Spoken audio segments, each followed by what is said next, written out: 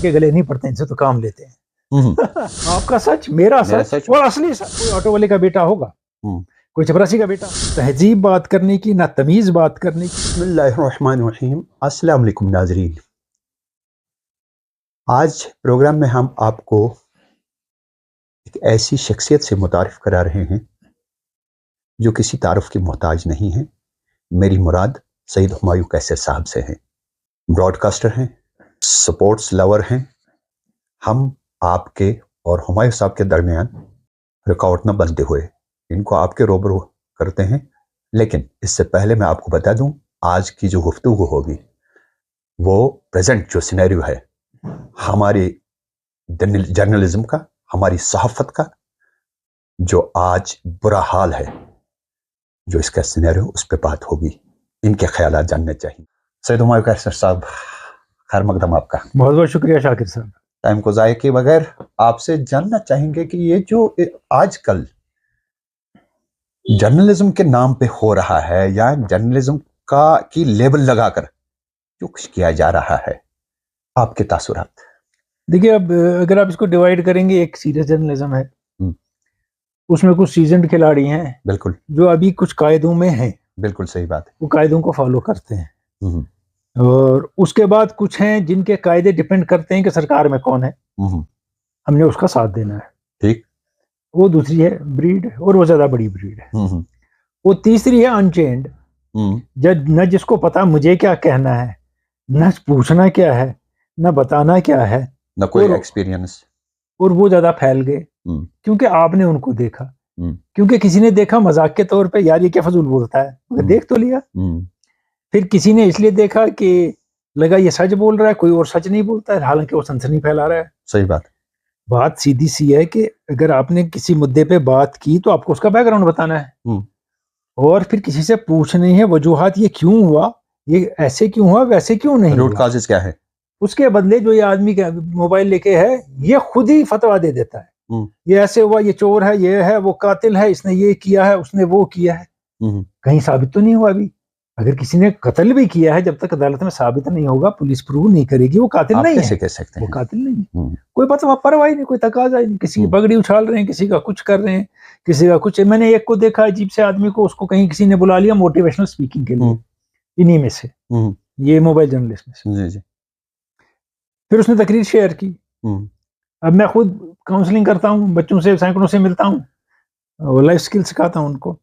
तो वो पता है कि तकरीर में कह रहा है, आप क्यों डरते हो, आपको क्या ऑटो वाला बनना है, आपको क्या चपरासी बनना है, आपको बड़ा आदमी बनना है। अब जिनको वो कह रहा है वो स्टूडेंट है, उनमें कोई ऑटो वाले का बेटा होगा, कोई चपरासी का बेटा होगा, तो उसके बाप की मिट्टी पलीत कर रहा है, जबकि वो ईमानदारी का काम कर रहा है, कोई चोरी नहीं कर रहा है। ये मोटिवेशनल स्पीकिंग नहीं। क्यों? क्योंकि वो सो कॉल्ड जर्नलिस्ट है, अपनी व्यूअरशिप बढ़ाने के लिए। हाँ, क्योंकि उसको आपने बुला लिया, वीसी ने या हेड ऑफ डिपार्टमेंट ने, इसलिए कि इसके लोग ज्यादा देखते हैं, मेरी तारीफ हो जाएगी।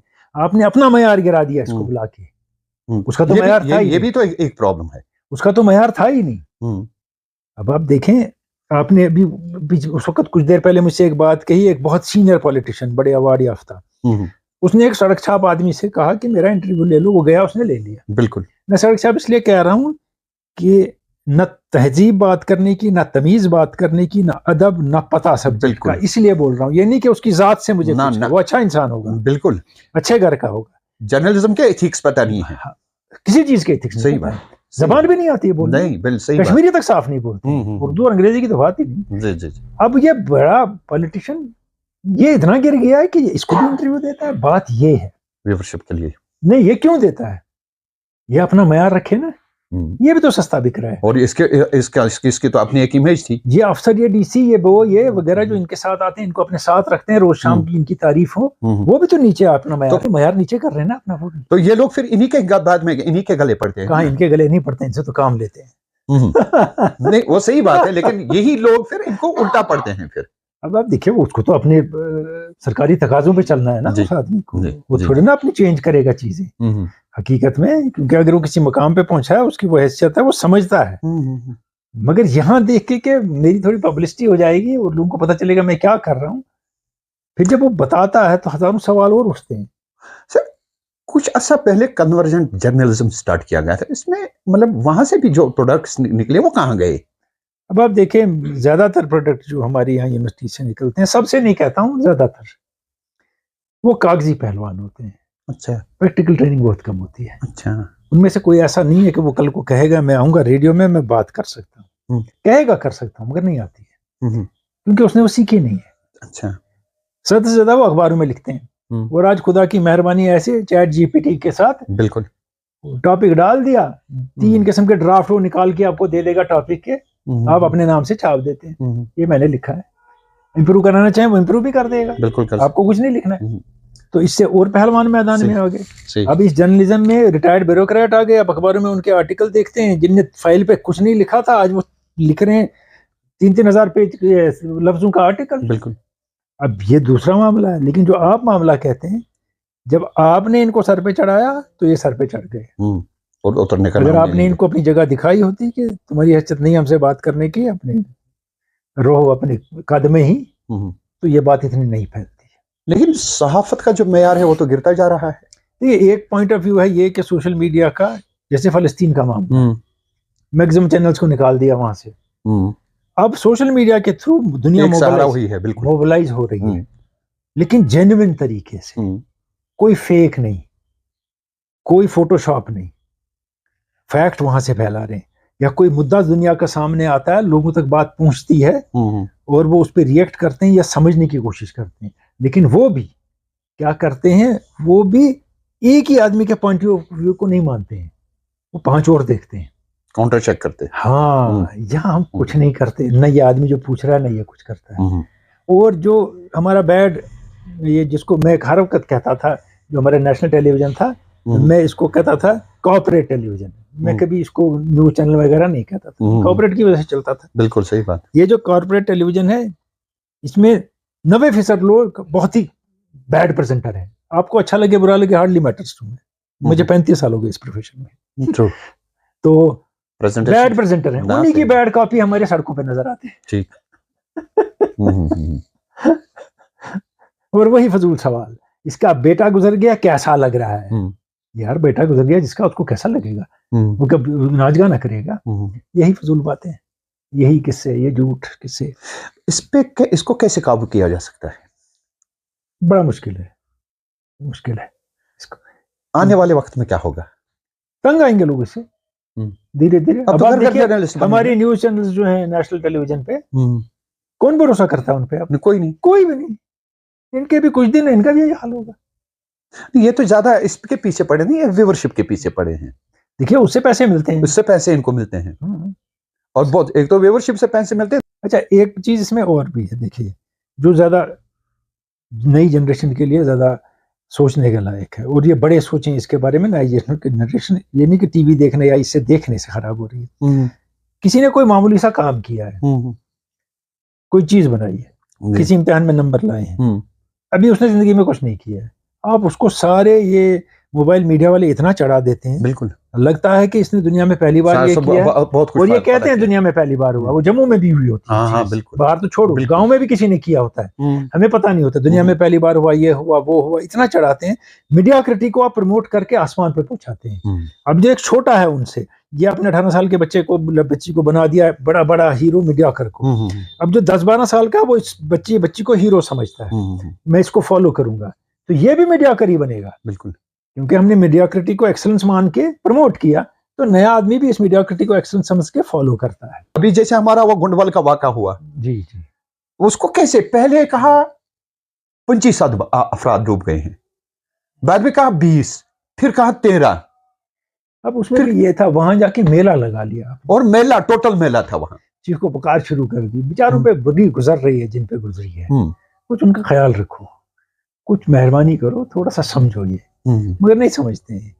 क्योंकि इसमें मौका यह है कि ना आपको तालीम की जरूरत है, न जबान जानने की, न समझने की, न इल्म की।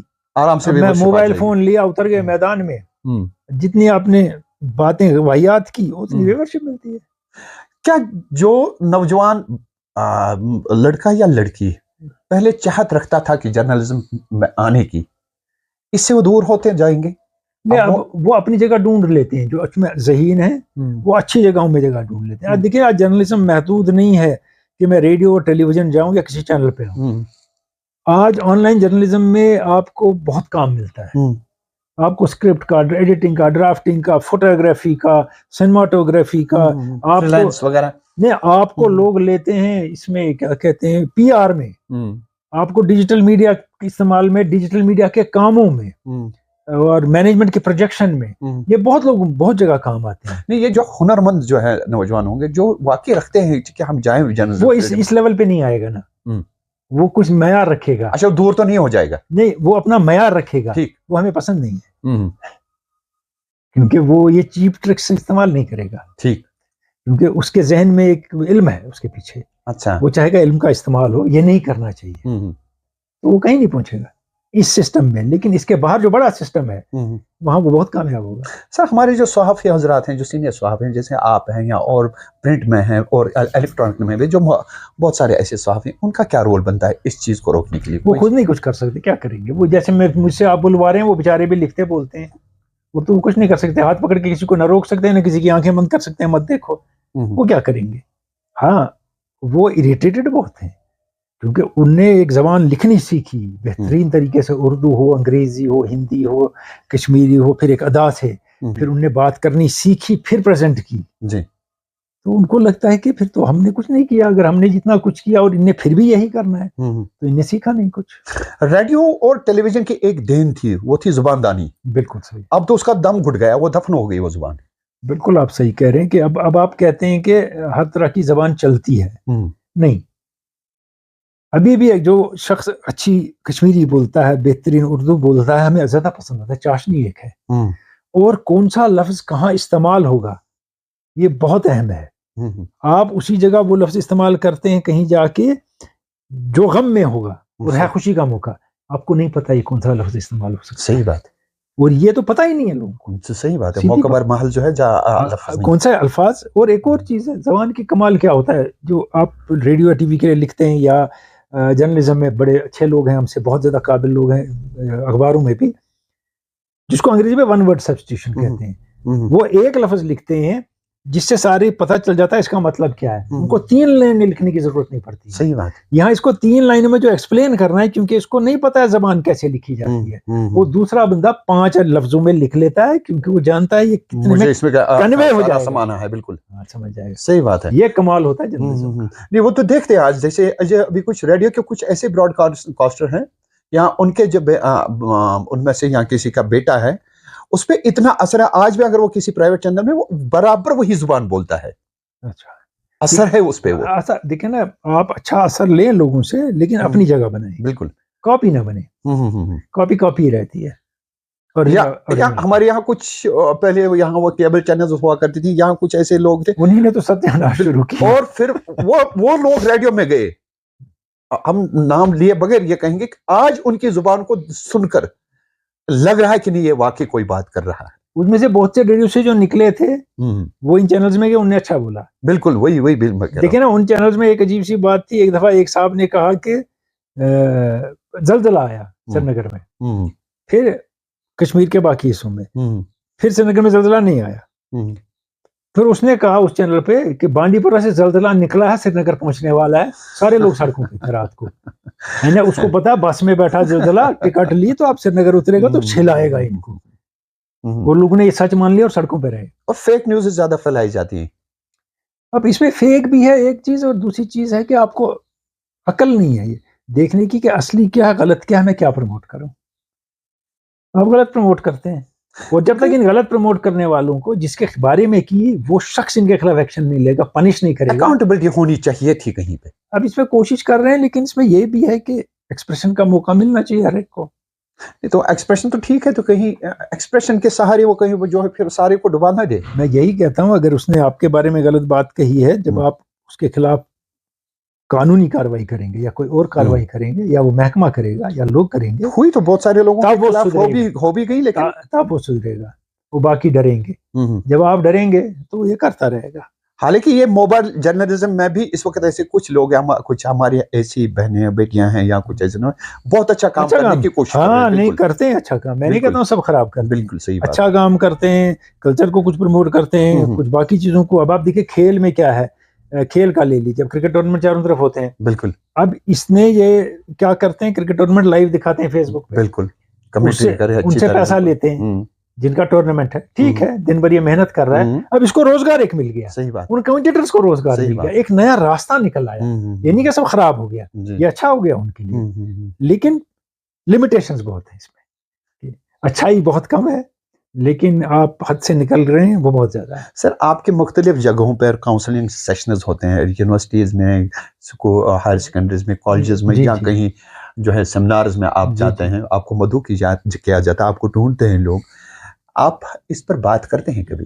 देखिए, जो इसमें जब इसका मौजू होगा तो बात होगी, अच्छा, नहीं तो कुछ लोग सवाल पूछते हैं सेशन के बाद, आते हैं ऐसे सवाल। हाँ, जब सेशन खत्म हो गया, सेशन में समझिए मैं किसी को सिखा रहा हूँ स्पीकिंग स्किल्स, कम्युनिकेशन, किसी को पर्सनालिटी डेवलपमेंट, किसी को लिसनिंग, आर्ट ऑफ लिसनिंग, जब ये खत्म हो जाता है उसके बाद चाय पीते हैं तो वो पूछते हैं अब आप हमें और चीजें बताइए अपने बारे में, और जो हम आपसे बाकी सवाल करेंगे, क्योंकि सेशन के दौरान अगर वो मुझसे ऐसे सवाल पूछते हैं, मैं कहता नहीं, इस वक्त काम है, जो मुझे टॉपिक दिया गया फोकस हुआ है, ठीक, अच्छा आप अवॉइड कर, बिल्कुल, उसके बाद आप डिबेट नहीं होना चाहते हैं, नहीं, आप गलत समझे, फिर मैं कहता हूँ उसके बाद में ये डिस्कस करता हूँ, मेरे पास 2 घंटे हैं अगर आपको सिखाने का, कि सेशन से हटकर सेशन पूरा करूंगा मैं, जो टॉपिक है जी, जब सेशन खत्म हो गया उसके बाद कहता हूँ अब बैठे हैं, चलो जो पूछना पूछ, सही बात, क्योंकि सेशन का टाइम है वेस्ट नहीं कर सकते, उनको जो सीखना है वो सीखना है ना, और मसला ये नहीं कि मुझसे मैं ही सब जानता हूँ,